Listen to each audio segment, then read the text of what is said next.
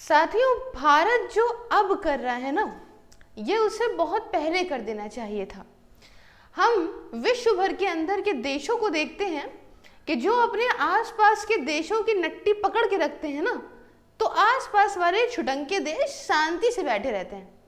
लेकिन जब एक अच्छे इंसान बन जाओ, प्यार करो आसपास, तो ये सब अपना फन निकाल के डसने लगते हैं। और हम लोगों को तो ऊपर वाले ने बड़े अच्छे अच्छे पड़ोसियों से नवाजा है। इस लेक्चर के अंदर हम बात करने जा रहे हैं बांग्लादेश की। बांग्लादेश को अब टिट फॉर टैट मिल गया है। जैसे कि भाई, जब बुरा करोगे तो थोड़ा बहुत तुमको भी तो हम रोटी में लगा के खिलाएंगे ना। ये कैसा लग रहा है? नमस्कार साथियों, स्वागत है आप सभी का मेरे चैनल सिर्फ IAS में। और मैं प्रसन्ना आज आपको एक्सप्लेन करने वाली हूँ कि किस तरह से इंडिया ने यहाँ पे रेस्ट्रिक्शन लगा दी है इंपोर्ट पे बांग्लादेशी प्रोडक्ट की, और इससे क्या ही इनको मज़ा आएगा। लेकिन उसके पहले एक बात को मैं क्लियर कर दूँ कि इंडिया ने कोई बदला लेने की भावना से पहले से नहीं ये सब किया है। ये सब चला आ रहा है मोहम्मद यूनुस, इस बुढ़े, ये देख रहे हैं ना, ये तो इसका दूसरा वर्जन है, इस बुढ़े के आने के बाद से। तो आप जानते हैं बांग्लादेश के अंदर तख्ता पलट हुआ, और ये बुढ़ऊ जिनका एक पैर कब्र में है और दूसरे पैर से ये इतना उछल कूद मचा रहे हैं भारत के खिलाफ कि क्या बताएं। इन्होंने यहाँ पे शेख हसीना को जो है सरकार को हटा के अपना बैठ गए। इलेक्शन भी नहीं हुआ, कुछ भी नहीं हुआ, कोई किसी तरह से इलेक्टेड भी नहीं है, लेकिन बैठे भारत के खिलाफ हर जगह जा जाके टुई टुई हिलते डुलते अपनी स्टेटमेंट दे के आते हैं। एज इफ भारत ना हो गया, एक छोटी सी कोई मछली हो गई जिसे ये उन्होंने अपने तालाब से निकाल के पका के खा लेंगे। लेकिन जब बुद्धि सनकती है बड़े देश की, तो इनको ऐसे हिला देंगे, समझ में नहीं आएगा। तो क्यों हम ऐसे जो है बड़ा गुस्से में बता रहे हैं, इसके बारे में पहले बता दें। तो हाँ, तो बात ऐसी है कि हमने रिस्ट्रिक्शंस पहले से नहीं लगाए। 2024 में ही हमने देखना शुरू कर दिया था कि मोहम्मद यूनुस ने आके बहुत सारी पॉलिसीज़ में बदलाव लाना शुरू कर दिया, जिसमें कि इसने भारत के ऊपर बहुत सारे जो है ट्रेड रेस्ट्रिक्शंस लगाने लग गया। ऊपर से ट्रांजिट रूट, मैं समझाऊंगी क्या है, उस पर खूब पैसा लगाने लग गया। और हाल फिलहाल जो हमने डिसीजन लिया है वो एक बहुत बड़ी स्टेटमेंट का है इसकी, जब ये चिंच पोखली चुन चुन चुन से मिलने गया था। खैर देखो भैया, चाइना से सीखना चाहिए, जलना नहीं चाहिए। अलग की बात है, कंपटीशन करना चाहिए। ये कंट्री कहाँ से कहाँ पहुँच रहा है। हम लोग छोटी कंट्रियों को तो बहुत तफरीह ले लेते हैं, लेकिन बहुत ज़रूरी है कि एक बड़ी कंट्री की प्रशंसा भी करें चिढ़ने की बजाय। अब जो भी है, प्रशंसा अपनी जगह है, देश तो हमारा भारत ही है। तो अब यहाँ देख सकते हैं कि ये भाई साहब मिलने चले गए। अब जब मिलने गए तो इन्होंने बहुत बड़ी बड़ी बातें हौंकना शुरू कर दी। इन्होंने ये कहना शुरू कर दिया कि इंडिया की जो नॉर्थ ईस्ट वाली स्टेट्स है ना, आप जानते हैं कि भारत के अंदर जो नॉर्थ ईस्ट का इलाका है, ठीक है, इसमें हमारा एक सिलीगुड़ी कॉरिडोर से ही रास्ता यहाँ कनेक्ट करता है। दूसरी बात क्या, जिसे जो लोग चिकन नेक कॉरिडोर भी कहते हैं, बहुत सारी बात धमकी भी दी जाती है। यहाँ पे देख सकते हैं आप कि हम इसको अगर बंद कर देंगे तो भारत का नॉर्थ ईस्ट से पूरी तरीके से जो कनेक्शन है वो ख़त्म हो जाएगा। खैर, इस बारे में बहुत कंट्रोवर्सी ऑलरेडी चल रही थी, वो तो बाद में बताऊंगी मैं। फिलहाल जब ये इससे मिलने गए तो इन्होंने कहा कि ये सारी जो भारत की नॉर्थ ईस्ट वाली स्टेट्स हैं, ये सारी सिस्टर्स, जैसे हम लोग कहते हैं ना, 7 सिस्टर्स कहते हैं, तो ये तो बेचारी जो है वो लैंड लॉक्ड हैं, इनका तो कोई संबंध ही नहीं है यहाँ पे बे ऑफ बंगाल से। हम ही राजा हैं, हमारे थ्रू ही यहाँ पे जाता है प्रोडक्ट। अच्छा, इस बात को तो हमने सुन समझ लिया, कोई बात नहीं। फिर हम लग गए अपने दूसरे काम में, जिसमें हमने दूसरे पड़ोसी की ऐसी की तैसी बैंड बजाई है ना, अभी ऑपरेशन सिंदूर में। अब जब यहाँ सब खत्म हो गया, वो कहते नहीं है, एक पूरा काम करने के बाद लाओ दूसरी पुस्तक लाओ, तो दूसरी जब उठाई तो इनको देख लिया गया भारत के द्वारा। और अब इनके लिए क्या किया गया है, सीधा सीधा रिस्ट्रिक्शन लगा दिया गया है इनके कुछ इम्पोर्ट्स पे जो बांग्लादेश से आते हैं। सीधी बात, सरकार ने एक बात कही है कि ये क्या, तुम चेरी पिक कहाँ से कर रहे हो, मतलब बढ़िया बढ़िया तुम ले लोगे, और जब हमारी बात आएगी हमारे एक्सपोर्ट करने की, तो तुम अपनी असली रंगत दिखाओगे। इन लोगों ने अपने यहाँ हमारा यार्न क्या कर दिया, बंद कर दिया, ब्लॉक कर दिया। इनकी बदतमीजी में भी बताऊंगी कितनी बदतमीजी इन्होंने करी है। पहले आप समझिए कि अभी भारत ने एक्शन क्या लिया। तो आप देख सकते हो सुर्खियों में है कि 42% इंपोर्ट बांग्लादेश से जो होता, कम से कम इनको फटका कितने रुपए का लगेगा मालूम है? कम से कम नहीं तो $770 मिलियन का, जो छुटंकी इस कंट्री के लिए बहुत ज्यादा है ना। तो क्या हमने क्या दिया है, हमने ये कर दिया है कि पहले हमारा जो है वो लैंड के माध्यम से भी, सी के माध्यम से भी, हर तरीके से हम बांग्लादेश के साथ ट्रेड करते थे। इसमें क्या होता था कि बांग्लादेश ने पूरी अपनी मार्केट बना रखी है हमारे नॉर्थ ईस्ट के इलाके में। ये क्या करता है, बांग्लादेशी कपड़ों से लेके दुनिया भर के आइटम ये यहाँ बेच देता है। अब बेचने में इसको तो खूब फायदा होता है। अब इसने कुछ भी करा, लैंड के माध्यम से 1 आध दिन में 2 दिन में पहुंच गया और सब धड़ाधड़ पैसे कमाता है। और उसी पैसे को जब पेट में करके इसी का ही जो है ये मोहम्मद यूनुस जाके बोलता है कि भारत को तो हम इधर से अलग कर देंगे, उधर से अलग कर देंगे।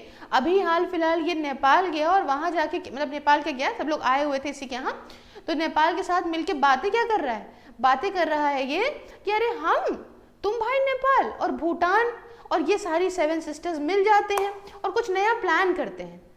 अरे तुम्हारे खुद की प्लानिंग का भरोसा नहीं है, कब तुम लुढ़क जाओ बुड्ढे, लेकिन तुमको प्लान करना है इतने बड़े देश को अलग कर, मतलब तुम खुद उड़ता हुआ तीर कह रहे हो, तीर तीर कहाँ पड़े हो झाड़ में वाला सीन हो रहा है तुम्हारे साथ, है ना। क्यों तीर ले रहे हो भाई, क्यों ले रहे हो भैया, मोदी जी की सरकार है, शंकाओं नहीं फालतू में, और देश अलग करने के बारे में सोचना भी नहीं।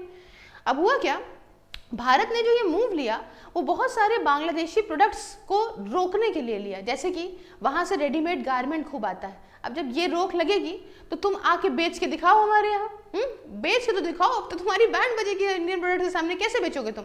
उसके अलावा ये प्रोसेस्ड फूड बेच देते हैं, प्लास्टिक के आइटम बेचते हैं, है ना। तो इन सबको यहाँ पे लिमिट करके कह दिया है कि अब तुम्हारे आइटम जो है वो स्पेसिफिक कुछ ही हमारे पोर्ट हैं, वहीं से तुम इन्हें भेज पाओगे तो। और इन्हें बैन कर दिया पूरी तरह से, भारत में आप लैंड के माध्यम से तो दे ही नहीं सकते हैं। तो इनको जिससे सबसे ज़्यादा प्रॉफिट था कि लैंड के माध्यम से दें, तो लैंड के माध्यम से नहीं दे सकते बिल्कुल। हाँ, फॉर एग्जाम्पल बताती हूँ कि बांग्लादेशी गारमेंट करीब 618 मिलियन डॉलर के हर साल आते हैं वहाँ से यहाँ, आप समझ रहे हैं बात को। एंड अब ये सिर्फ और सिर्फ यहाँ 2 पोर्ट इसके लिए डिसाइड कर लिए गए हैं, एक तो कोलकाता वाला पोर्ट और दूसरा जो है जिसे हम लोग यहाँ पे जो जवाहरलाल नेहरू पोर्ट कहते हैं ना, बेसिकली JNPT मुंबई के अंदर, तो सबसे बड़ा पोर्ट है इंडिया का, तो ये नवी मुंबई आपका महाराष्ट्र में है। तो अब बात आती है सिर्फ इन 2 जगहों से आप कर पाओगे। तो सबसे पहला इनका नुकसान तो यही हो जाएगा कि दोनों पोर्ट बहुत बिजी हैं, खासकर नवी मुंबई वाला। इसमें तो आप अपना सामान लेकर आओ और उसके 8-9 दिन की तो ऐसे ही लाइन लगाओ तुम, जब तब तुम पेरिशेबल आइटम ऐसा कुछ लेकर आओगे तो तुम्हारे जो मजे में एक एक दिन में दे के खूब का पैसा कमा रहे थे, ये सब तुम्हारा जाएगा। अब आप कहेंगे कि मैम बदला ले लिया छोटा, अरे बदला ले लिया, इसने यही करा हमारे साथ। जब हमारे पेरिशेबल आइटम, पेरिशेबल का मतलब बेसिकली क्या होता है, जो खराब हो जाते हैं, जैसे मतलब सब्जी ले लो, फल ले लो, है ना, सब खराब हो जाएंगे जल्दी। तो हमारे जब वहाँ एक्सपोर्ट हो रहे थे तो इसने चेकिंग करने में ही बहुत टाइम लगा दिया कि चेक कर रहे हैं, हम चेक कर रहे हैं धीमे धीमे। और जब भाई कह दिया हाँ 5-7 दिन बाद, बोला 10 दिन बाद कि हाँ सही है तुम्हारा सही है, तो अब बताओ इतना पुराना सड़ गया जब, तो सही है कहने का क्या फायदा, वो तो खराब हो गया। अब इन दोनों पोर्टों में होगी चेकिंग हमारी तरफ से, हमसे तो चेकिंग कर पाओगे तुम लोगों ने बहुत अत्याचार करा भैया, और बड़े बड़े यूट्यूबरों ने साइड ऐसे ले ली जैसे उनको वहां रहना है, उनकी दाल रोटी चल रही है सिर्फ सब्सक्राइबर के लिए। मतलब लानत है, लानत। इतना अत्याचार करा तुम लोगों ने हिंदुओं पे, कैसे मारा वहां की माइनॉरिटी को यूनुस के आने के बाद। तो शेख हसीना के टाइम पे तो हम एक अच्छा संबंध लेके चल रहे थे, अगर आप हमारे साथ अच्छे हो, हमने तुम्हें आज़ादी दिलाई है, तुम्हें एहसान मानना चाहिए, और तुम आज उसी पाकिस्तान के साथ मिलके हमारी काट करने की सोच रहे हो, तो बहुत गलत सोच रहे हो तुम। फिलहाल तो यहाँ पे चेकिंग हमारे यहाँ जो होगी तुम्हारी, और तुम्हें इतना समय लगेगा तो तुमको पता चलेगा, क्योंकि तुमने भी सेम हमारे साथ करा है। हमारे यहाँ का यार्न ब्लॉक कर लिया तुमने, हमारे कितना नुकसान हुआ। तुम इनके साथ कह रहे हो कि हम जैसे कहिए वैसे डील कर लेंगे, हाँ, क्योंकि जो है वो हमारे हाथ में सब है। पहले गुटखा थूको, दांत बनवाओ जाके। तो वैसे मैं बता रही हूँ ना, तो मैं ऐसे नहीं बता रही हूँ कि हमारे भारत ने आगे से कुछ करा है। लेट 2024 से ही बांग्लादेश ने बहुत सारे रिस्ट्रिक्शन लगा दिए थे इंडियन एक्सपोर्ट पे। इनमें बैन लगाना इंडियन यार्न के इंपोर्ट पे, मेजर लैंड पोर्ट के माध्यम से इन्होंने ही बैन पहले लगाया था अप्रैल 2025 से ही, और स्ट्रिक्टर कर्व लगा दिया था, राइस के शिपमेंट पे रोक थी, पेपर पे बैन लगा दिया, टोबैको, फिश, पाउडर्ड मिल्क के इंपोर्ट पे अपने यहाँ बैन लगा दिया। अब आप बताओ, ढाका ने इवन, अब ये इंपॉर्टेंट बात समझिएगा, ढाका ने ट्रांजिट फीस लगाई 1.8% पर किलोमीटर पे इंडियन गुड्स के पास थ्रू बांग्लादेश। अब बेसिकली एक बात समझो आप कि जब यहाँ से हमारा इंपोर्ट होके गुजरता था सी के माध्यम से तो टाइम लगता था, तो हमारे एग्रीमेंट में बात थी कि ठीक है आप कुछ पैसा लगा लो, लेकिन अगर हमको यहाँ से सपोज करिए अपने इस हिस्से से सीधा सीधा कहीं पे त्रिपुरा मेघालय तक सामान भेजना है तो हम आपके यहाँ से चले जाएंगे, तो आप कुछ पैसा ले लेना। लेकिन पैसे के नाम पे इतना हाई पैसा लगा देना जिसमें हमें ही नुकसान हो जाए तो क्या फ़ायदा इस बात का। हाँ, तो अब आप कहेंगे कि मैम चलो सही हुआ जो हुआ बढ़िया बात है, इनको तो कायदे से होंकना चाहिए, सही हिंदुस्तानी होंगे तो जय हिंद लिख के अपने राय ज़रूर दीजिएगा। अच्छा, तो अब इससे क्या फ़ायदा होगा समझिए, ये क्या कर रहे बैठे हैं बांग्लादेशी कि ऊपर हमारा जो भी नॉर्थ ईस्ट का इलाका है, ठीक है, यहाँ पे नॉर्थ ईस्ट का जो भी इलाका है, ये क्या करते हैं कि सारा का सारा अपनी तरीके से इम्पोर्ट यहाँ पे एक्सपोर्ट अपना सारे प्रोडक्ट का यहाँ कर देते हैं। बहुत सारी चीज़ों का प्रोडक्ट करते हैं, जैसे कपड़े हो गए, है ना, जूस ड्रिंक, ये सब स्नैक्स वगैरह जो भी जितने इनके एक्सपोर्ट है ये सब यहाँ कर देते हैं। और यहाँ की मार्केट को इन्होंने कायदे से कैप्चर कर लिया है बढ़िया से, ये पैसा कमाते हैं और इसी से पैसा कमाने के बाद हमारी ही बैंड बजाने के लिए हमारी ही बुराई करते हैं। आप इमेजिन करिए, हमारी ही बुराई करते हैं, लानत है इन लोगों पे। उसके बाद हम ही को तोड़ने के बारे में सोचते हैं। तो अब इससे क्या होगा, जब यहाँ पे सामान नहीं पहुँचेगा बांग्लादेश का तो जो हमारी डोमेस्टिक इंडस्ट्रीज़ हैं अब इनको बूम मिलेगा। बांग्लादेश के प्रोडक्ट्स जिस तरीके से अब आएंगे महंगे होके या ना होके या बहुत देर होके, तो वो कंपटीशन तो दे नहीं पाएंगे और इंडियन इंडस्ट्रीज़ को नॉर्थ ईस्ट के अंदर भी बहुत ज़्यादा बूम मिलेगा। वहाँ की मार्केट अब इंडियन इंडस्ट्रीज़ ने और मेक इन इंडिया के तहत भी एक बहुत बहुत बहुत अच्छा इनिशिएटिव है। बाकी क्या क्या है बांग्लादेश ने वो तो मैंने आपको बताया, कहीं से कुछ छुपा ही नहीं है। जिस हिसाब से इन्होंने स्टेटमेंट पूरी दुनिया भर में दे रखी है, हालांकि इन्होंने देखा है अभी पाकिस्तान का हाल, तो थोड़ा सा इनके जो है वो चोंच बंद हुई है। आप भी क्या राय है कि इंडिया का सही मूव है या नहीं, आप मुझे कमेंट में ज़रूर बताइए, क्योंकि मैं आपका ओपिनियन ज़रूर जानना चाहूँगी। बाकी आप एक सीरियस तरीके से अगर किसी भी एग्जाम की तैयारी करना चाहते हैं 24 घंटे 7 दिन, तो आप मेरी वर्चुअल लाइब्रेरी को ज्वाइन कर सकते हैं सिर्फ 99 रुपीज़ पर मंथ में, जिसमें आप जाड़ा गर्मी हो या बरसात पढ़ाई कर सकते हैं घर बैठ के। इसके रिगार्डिंग मुझसे बात करने के लिए आप 9919785552 on WhatsApp and @SIRFIS sales on Telegram पर कॉन्टैक्ट कर लीजिए। बाकी thank you so much for watching. इस वीडियो को ज़्यादा से ज़्यादा शेयर करिएगा। ज्वाइन बटन को प्रेस करके आप मेरी मेंबरशिप को ज्वाइन करके मुझे मेरे काम में भी सपोर्ट कर सकते हैं। और सभी सोशल मीडिया के links including WhatsApp description box में है, जिसमें आपको हर जगह फॉलो कर लीजिए तो आपको डिटेल्स और अच्छी जानकारी मिलेगी। ये वीडियोस आप फेसबुक पे भी पाओगे। Thank you so much for watching. मिलती हूँ नेक्स्ट वीडियो में किसी नए और इंटरेस्टिंग टॉपिक के साथ। जय हिंद, जय भारत।